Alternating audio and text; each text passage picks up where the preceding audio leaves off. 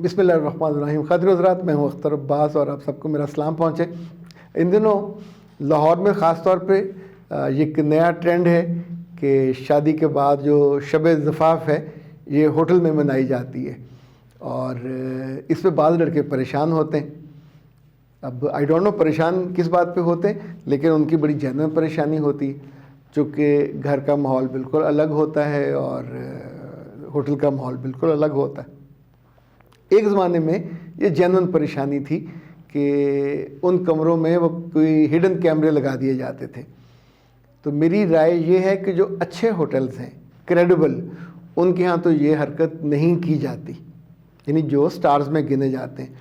अच्छा, जो छोटे होटल्स हैं या बाज़ मशकूक इलाकों में, लाइक अगर आप मेन स्ट्रीम के होटल्स हों, गुलबर्ग में हों या जौहर टाउन में हों, आई डोंट गेस के इनमें ऐसी हरकत होती होगी। लेकिन फिर भी फॉर सेफर साइड जब आप कमरे में जाएं तो आपको चारों तरफ दीवारों पे जगह जगह कोई भी कैमरे का इवन पर्दों में देख लेना चाहिए। देखने में क्या हर्ज है, और ये पहले देख लेना चाहिए।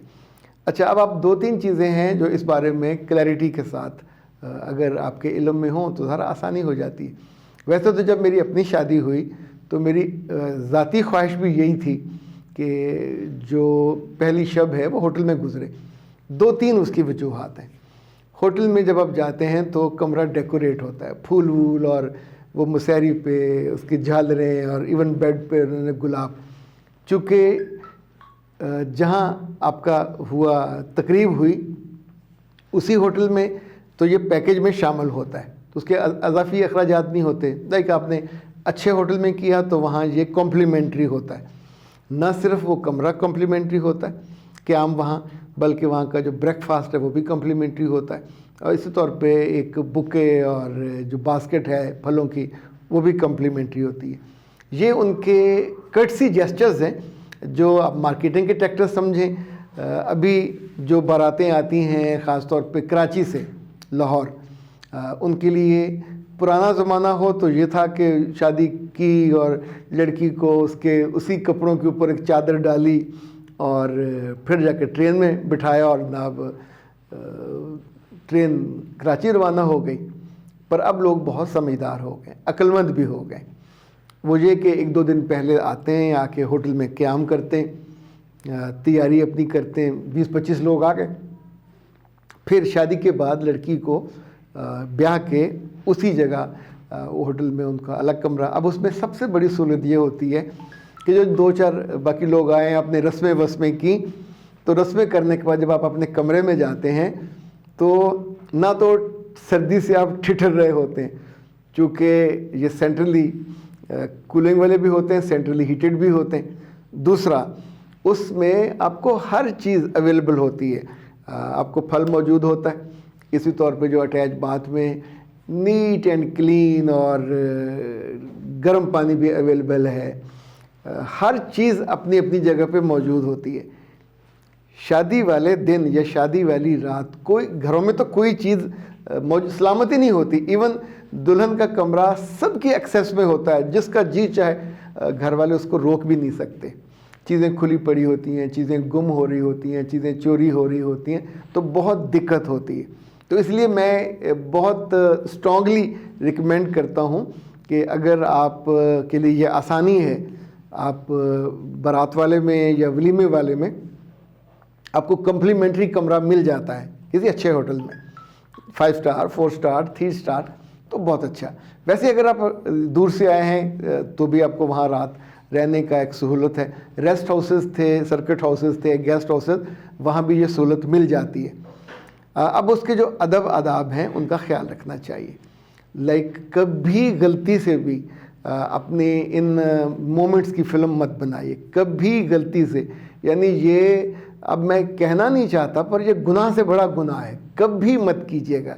जितने लड़के इस तरह की हरकत करते हैं, ज़ाहिर लड़के ही करते हैं, लड़कियां नहीं करती, उनको बाद में फिर पछताए बिना ज़िंदगी गुजरती नहीं है। जो चीज़ आपके कैमरे में चली गई तो उसके बाद उसका कोई वाली वारिस नहीं होता, वो किसी ना किसी शैतान के हाथ ही लगती है, चाहे वो मोबाइल में हो चाहे वो दूसरे कैमरे में हो। तो ये शैतानों वाला काम कभी नहीं करना चाहिए। اچھا، اب جب آپ اپنے کمرے میں آئے تو یہاں جس سلیقے سے رہنے کی ضرورت ہے وہ رہنا چاہیے، اور یہاں ہر چیز آپ بکھیر نہیں سکتے چونکہ اگلے دن آپ کو جانا، وہاں سے رخصت ہونا ہے۔ تو جو لڑکیاں ہیں خاص طور پہ اپنے زیور اتار کے وہ مختلف ڈراز کے اندر اور ادھر ادھر نہ گھسائیں، کیونکہ بہت دفعہ ہوتا ہے پھر چیزیں آپ بھول جاتے ہو۔ اور یہ گھر کے ڈراز نہیں ہیں، گھر کی الماریاں نہیں ہیں، کم سے کم چیزیں آپ نے استعمال کرنی ہیں جو اپنی لائے ہوئے ہیں۔ اس میں جو ہینڈ بیگیج آپ کا ہے اس میں آپ کو سوٹ چاہیے ہوگا، اچھے ہوٹل میں تو برش تک وہاں اویلیبل ہوتے ہیں، اور جو جو چیزیں آپ نے وہ کرنی ہے یوز، ان کو ساتھ ہی آپ نے، چونکہ کسی اور نے آ کے چیزیں پیک اپ نہیں کرنی، جو دلہے کی چیزیں ہیں وہ بھی دلہن نے ہی پیک کرنی اگلے روز، اور جو دلہن کی اپنی چیزیں وہ بھی اس نے سنبھالنی ہیں۔ تو چیک آؤٹ کرنے کے بعد واپس آپ جب وہاں سے روانہ ہو جاتے ہیں تو پھر کمرے میں کوئی گم ہونے والی چیز، مس ہو جانے والی چیز آپ کو عمر بھر تکلیف رہتی ہے کہ میری فلاں یادگار چیز، فلاں تحفہ، میری اسلامی، میرے جو مختلف تحفے، چونکہ ظاہر تحفے بھی ساتھ ملے ہوتے ہیں تو دلہے دلہن کو شوق ہوتا ہے کہ ہم اکٹھے بیٹھ کے تحفے دیکھیں، اور اسی رات انہوں نے دیکھنے ہوتے ہیں۔ تو یہ چیزیں جگہ جگہ کہیں جیسے ہوتا ہے نا، آپ گھسا دیتے ہیں کہ اس ڈرا میں ڈال دی، اس الماری میں ڈال دی، ٹیبل کے نیچے، یہ غلطی کبھی نہیں کرنی۔ اور زیور کے معاملے میں تو کوئی کوتاہی افورڈ ہی نہیں کی جا سکتی۔ جو سب سے زیادہ سہولت ہوتی ہے کہ آپ کو ہر کمرے میں قبلے کا نشان بھی بنا ہوتا ہے۔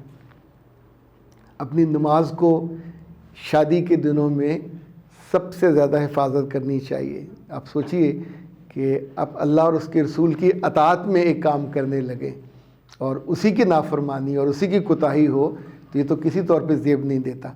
اور یہ جو سہولت اللہ کے رسول نے دی ہوئی ہے کہ ظہر اور عصر آپ اکٹھی پڑھ سکتے ہیں، جو احادیث میں نے پڑھی اس میں سے درج ہے کہ جب وہ یہ پڑھا تو کوئی نہ بارش تھی نہ کوئی طوفان تھا، تو اللہ کے رسول نے جان بوجھ کے یہ کیا۔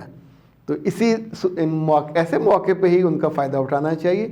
آپ نے جب تیاری شروع کی، وضو وغیرہ کیا، میک اپ کے لیے جا رہی ہیں تو 2 نمازیں تب اکٹھی پڑھ لیں، پھر آپ نے اسی وضو سے مغرب پڑھ سکتے ہیں، مغرب اور عشاء اکٹھی پڑھ سکتے ہیں۔ یہ جو بعد میں سالوں برسوں دکھ رہتا ہے کہ اس دن میری نمازیں قضا ہو گئیں، تو یہ آپ اس سے، لڑکوں کو بھی یہی سیم، خوشی میں کبھی اللہ کو نہیں بھولنا چاہیے۔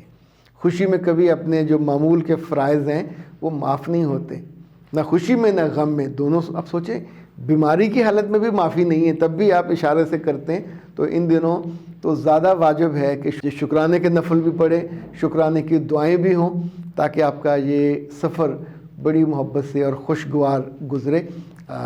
چونکہ آپ نے ہوٹل میں جو رات گزرتی ہے اس میں سویا کم جاتا ہے، تو جو فروٹ باسکٹ وہاں ضرور ہونی چاہیے۔